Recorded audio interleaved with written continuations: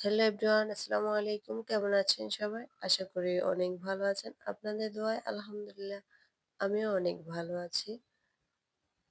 আজকের পর্বে আপনাদেরকে তৈরি করে দেখাবো হাতে মেখে খুবই মজার একটি পটলের ভর্তা।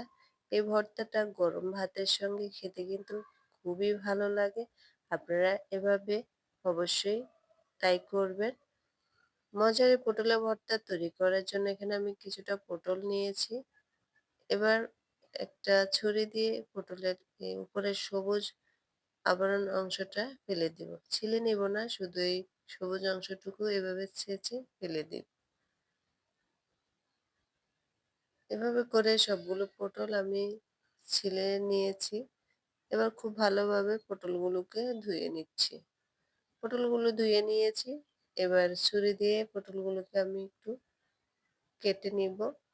প্রথমে এভাবে করে একটু পিচ দিয়ে কেটে তারপর ছোট ছোট টুকরো করে কেটে নিব।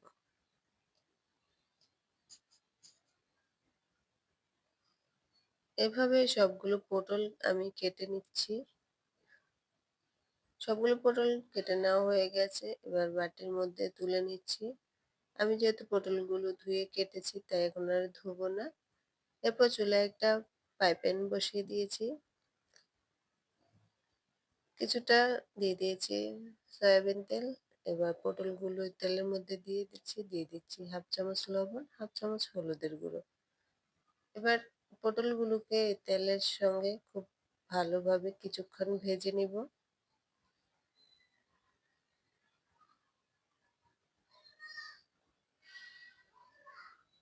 তো এভাবে আমি সবগুলো পটল খুব ভালোভাবে ভেজে নিয়েছি।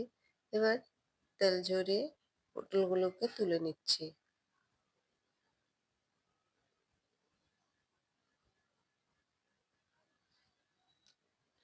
পটলগুলো তুলে নেওয়া হয়ে গেছে। এবার ওই প্যানে দিয়ে দিচ্ছি কিছু শুকনো মরিচ।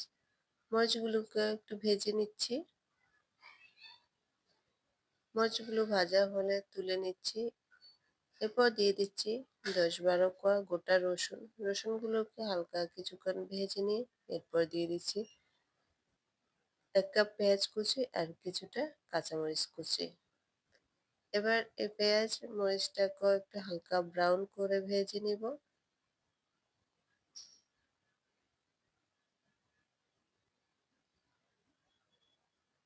পেঁয়াজগুলো ভাজা হয়ে গেছে, তুলে নিয়েছি।